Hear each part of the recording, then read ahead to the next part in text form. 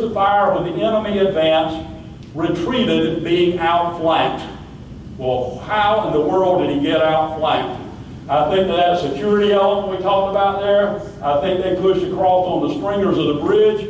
They made an appearance on the other side as a security element, and when they made that appearance as a security element, Scott's looking here, these guys coming here with bayonets. It takes 30 seconds or longer to load a rifle. You got one shot and those bayonets are on you. For whatever reason, Lieutenant Scott voted with his feet and went the other way without firing a shot. He falls back here. According to Weems, Peter Ory calls him a poltroon, which is a coward, and then they have to leave. In the meantime, you have Watson has set a cup across here at an open field. He has some fields of fire for the 3-pounder. He has sent one up here to cover the bridge. He puts the 64th across here, and he's got his Rangers in reserve. Marion's advance guard comes up.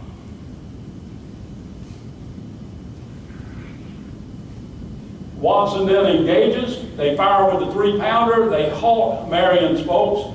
And then in his own words, Watson says, as they retreated, I saw a small knot of men and decided that we would attack. Taking the Rangers, about 20 of them, he said, we went into the attack. And these guys started firing at us, and Watson's horse was shot from under him. Well, as he is lying there, kind of probably with one leg pinned under the horse initially, he said that one patriot took a special interest in him and was coming to do him in. But he said that Watson said that he had a black servant, and that black servant always had a fowling piece, and that servant shot the guy who was trying to get Watson. In the meantime, we talk about people being people. The old SC Rangers here, about 21 men went up, including Watson. About 20 men went back, leaving Watson. As a matter of fact, they say the captain of the 64th told them that they were about to ride right over the infantry. He said, if you don't stop, we're going to fire. Okay, so these guys didn't run over them, thank goodness, but apparently Watson was able to get out from under the horse, grabbed another horse, and retreat back. He sent the 64th forward with bayonets, and then held off Marion's approaching men at that point.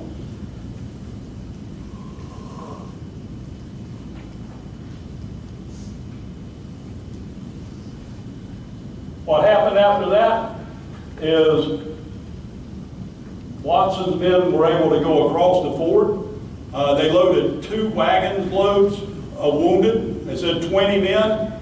As a matter of fact, they talk about the blood-tinged dark waters of the sand pit as these wagons went across, and they made their way towards Georgetown. Marion and his men come up here, and when they get there, there's nothing to do. His men are exhausted. Marion and his men sleep there on the sand pit that night. Watson and his men go over toward Georgetown. They're exhausted as well. They don't try to make it to Georgetown that night. They go to Trapier's plantation. Okay? And there at Trapier's, this is what Watson says about the way that Marion fights. Will not sleep and fight like gentlemen, but like savages are eternally firing and whooping around us by night, and by day waylaying and popping at us from behind every tree. Now that is passed down, that was in Ory and Williams, but it's been accounted in other sources as well that we think to be true. After the Bridges campaign, Marion gets a messenger in that says, hey, Doyle has attacked Snow's Island and they destroyed the supplies there. So Marion starts marching, and he's going back to Snow's Island, which is over near Johnsonville, South Carolina. And as he's marching that way, he still, his 500 troops or so that he had initially, which were amazingly much for Marion's guys. The next thing that happens, one guy decides he's going to go home and see how Mom is doing. And another guy wonders, hey, those Tory neighbors of mine, I wonder what they've done, and they filter away. And by the time he gets back to Witherspoon's Ferry at Johnsonville, Marion is down to under 150 men. Kind of depressing for them, actually. The next thing they do is they engage Doyle right there at Witherspoon's Ferry, drive him off.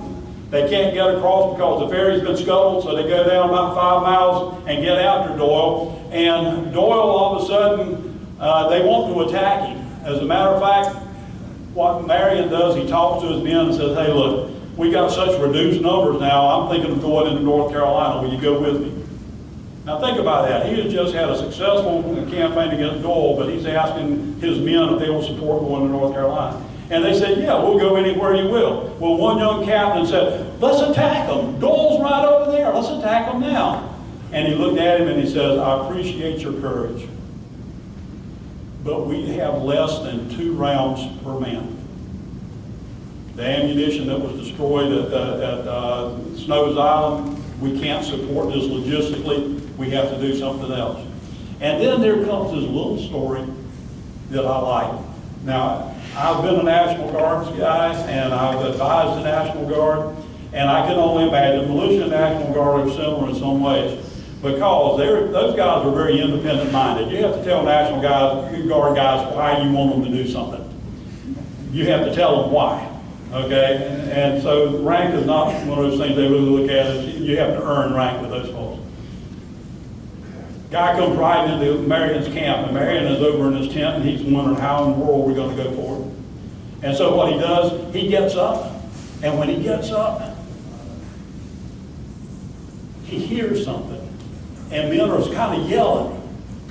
Well, what has happened is one of these militiamen has ridden in, and he came and said, boys, I'm hungry. You got anything to eat? They said, well, we got a little pot of rice over here. He said, hey, give it to me. So he's sitting there with this pot of rice with a wooden spoon on a log, and he had just eaten. And then between mouthfuls, he said, oh yeah, I run into one of them fancy dress fellas on a horse out there, and they're trying to find us. He said, who'd you run into? He said he was with that White Horse Harry Lee guy. And they're trying to find us? Yeah, he said Lee and his whole command's coming back to join Marion. He said, you need to tell the general. He said, hey, I'm hungry. You tell him if he wants news, he can come to me. Hey, Marion went to him, and of course they linked up with Light Horse Harry Lee, and kind of the rest is history. But the Bridges campaign for the British was the beginning of the end. For Greene, even though Greene had lost the Battle of Guilford Courthouse, he had inflicted 27% casualties on the British. Cornwallis at that point was combat ineffective right after that battle. He pulls back into Wilmington, and when Greene marches towards Camden, Cornwallis decides, I need to do something different. If I go back into South Carolina, I'm admitting that I'm going to have to do the same thing against those partisan guys again. So he marches to Virginia and Yorktown. Marion, okay, even though he was depressed and all that, his men had done a remarkable job of holding up Watson.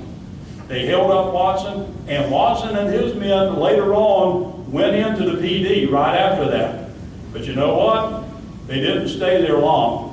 You actually had over 200 Tories joined up with them, with Major Micaiah gaining, but they found out that Light Horse Harry Lee and Greene were coming back to South Carolina.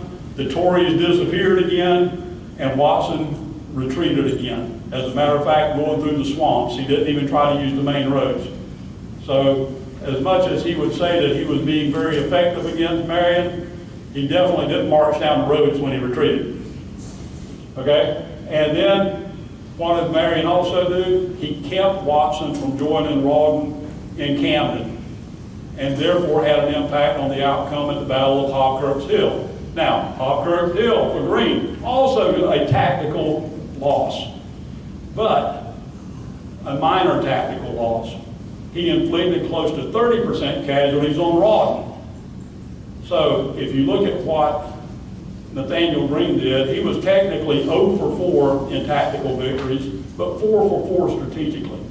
And then later on, of course, as we look at what Marion and his men would do, they would fight very effectively in conventional ways at Fort Watson Fort Mott, and then particularly at Utah Springs. But moreover, the Bridges campaign, Rawlins and Watson had lost their last best chance to corner and defeat the the Swamp Fox.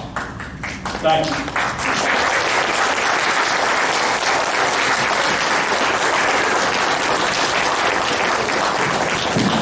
Okay, Rick just used up your 20-minute break. But that's